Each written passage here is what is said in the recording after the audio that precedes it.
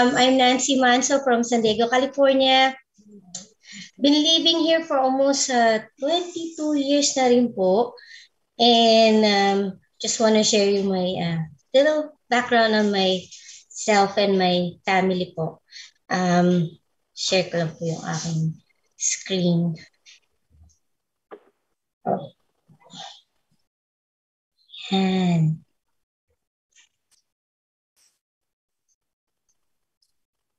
Nakita, ayan po.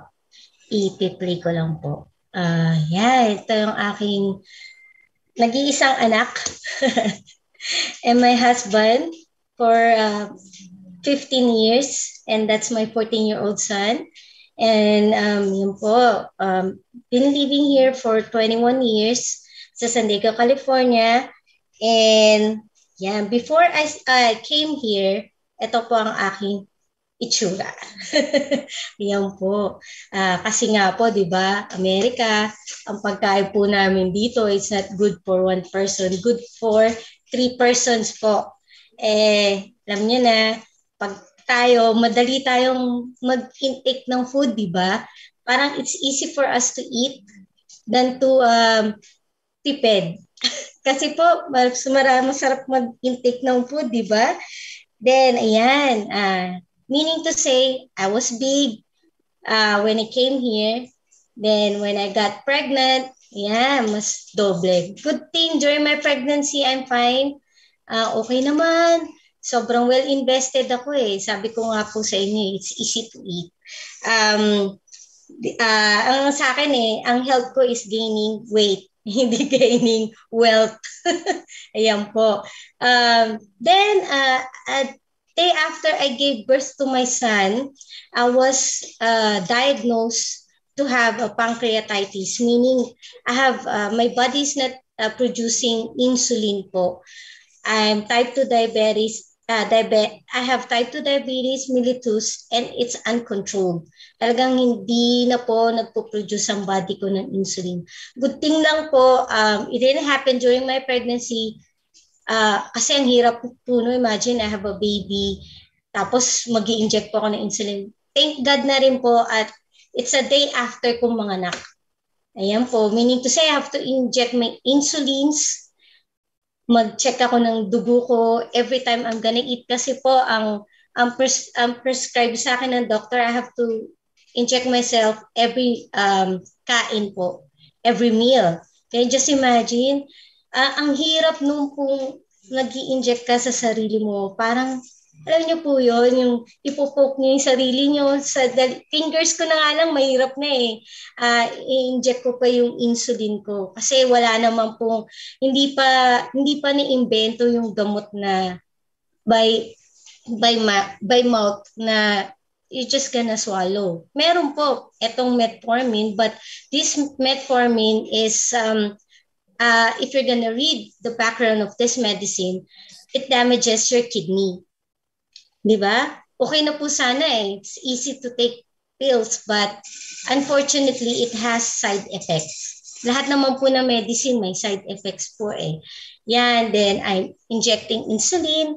Tapos, I even tried looking for alternatives kasi po sawaning katawan ko taking medicines po talaga eh.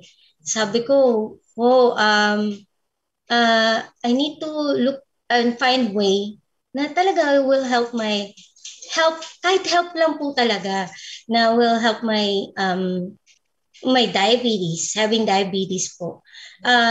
Nag-try, ang dami kong tinry, even tried yung mga pampababa pills na brand dyan sa Philippines yun eh, Ampalaya pills. I don't know if you tried po yun. I tried po, even gave it a time of 6 months. Kasi sabi ko, at first, ininom ko siya parang, nadidisi talaga ako. Nakakahilo siya. Then, I have a sister-in-law in the Philippines, cancer survivor din siya. After having cancer, she tried taking barley. Narinig ko, kinukwento. Kasi, I was surprised. Sabi ko, ate, bakit energetic ka? Sobrang energy mo. May naglalaba, nagluluto. At the same time, nagka-cancer siya. talagang alive na alive siya.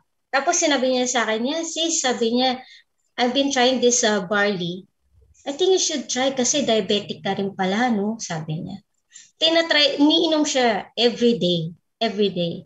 Then, good thing, I have a friend here na co-worker ko rin siya way back nung nasa Philippines pa ako sa OWA.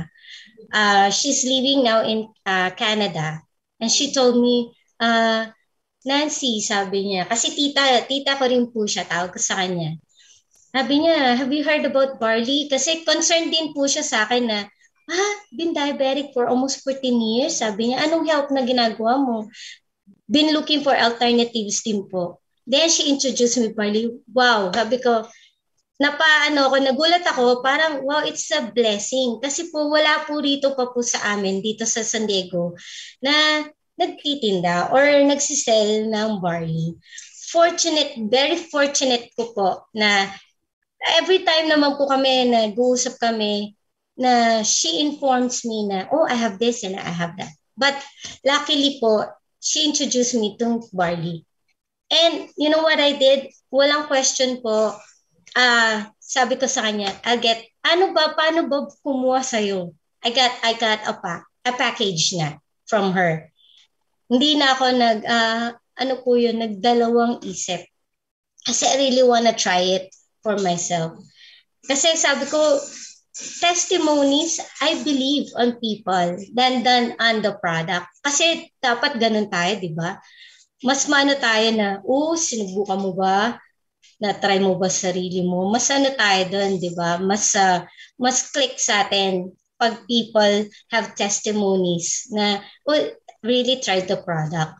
Ako talaga, positive ako na I really wanna try it. Then, napadala niya na ako. After taking it for 3 weeks straight, kasi excited ako. Nag-try ako kagad when she sent it to me. Uminom na ako. Ganun ako Ganun ako ka-optimistic when it comes to Kasi I really want to have another alternative. Na ayoko na nasasaktan ko yung sarili ko. Mahirap. At least inumin ko lang. And no matter, kahit sabi nila, parang kulay green, parang hirap i-take, 'di ba? Parang sa akin no doubt, wala akong thinking na gano'n. Ang thinking ko kasi I really wanna be okay. I really wanna have another help an alternative na makatulong sa akin. My A1C is always around kung familiar po kayo, ang A1C is when you have blood works, it checks your sugar, that it tells you anong range ng sugar nyo, anong percent.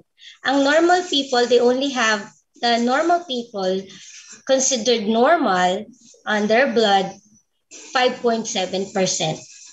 Pag lumagpas ka na doon, around 6.4 or 5.8, tumaas ka lang, you're considered pre-diabetic. Mine, it's always around 10, 9. Ganun po yung ang range ko. Then, after taking the barley for 3 weeks po, 1 sachet lang po yun every morning. My A1C ko po, it went down from 9 to 8.4.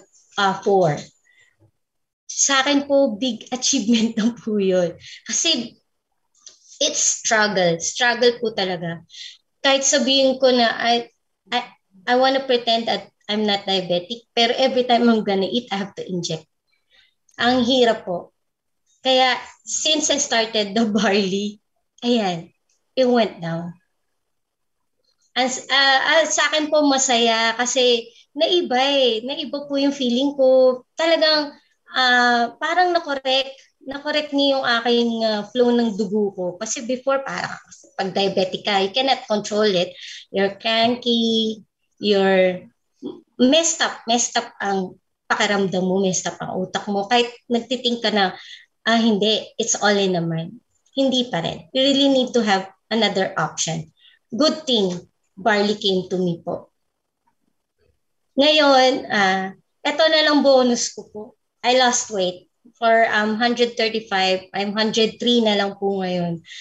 I would say itong barley din po ang nakatulong sa akin kasi parang ano ka, na-energize ka, exercise, para kang pump up. Kasi nung mabigat ang katawan mo, nakakatamad, taba ka, kilos, kakain ka na lang. Pero ngayon, na-control po ako, pati po yung food intake ko. Before, talagang kain lang ako. Ngayon talagang busog na ako, nabubusog na ako. Basta tinitake ko lang po yung barley, one sachet in the morning po. Okay na ako. Okay na ako talaga. Barley pa lang po yan, yung palang tinitake ko. Talaga nakatulong po sa akin na mag-lose ng weight. Bonus lang po yan, bonus. And to top it all, hindi lang pala po yan na bonus for my health. Pati pa rin packet ko, magkaka-bonus din. Imagine mo po, kasi what's the point? I'm using it for myself. Might as well share it to other people since I got a lot of friends here na, oh, nagulat sila, what happened? What did you do? Okay ba yung sugar mo? Kasi they know that I'm diabetic. Talagang alam ng kwento ko, ng kwento ng health ko. Then I became a distributor na rin po. I'm sharing it even to my lab, yung technician ko po, na kumukuha ng dugo ko kasi she was surprised. Sabi niya, wanna try it, might as well try it. Kaya every week po, ayan, marami na pong bumibili sa akin na every week or 2 weeks, pag hindi, every month talagang sabi ko kumikita po ako by product itself pa lang po yan. Product self, kumikita na rin po ako. Masaya lang po kasi now I'm attending yung training kasi importante po yan. Bonus na to yung health ko. Alam na alam ko na yan. Pag uminom ako, alam ko na po yung effect sa katawan ko. Masaya. I hope you should try it too. Kasi it's good if you're gonna be your own testimony po. Talaga. You won't have a problem if you're gonna do the business. Kasi po, ikaw na mo po kwento sa sarili mo eh. And it's super easy po. Super easy po talaga. At nakakasaya. Sabi ko nga po sa inyo. And again, I'm Nancy Manso and I'm a proud user and a sharer ng Barley po. And have a nice day po everyone. Nice seeing you po all. Back to you, Mentor Kata. Oh, Tita Kata.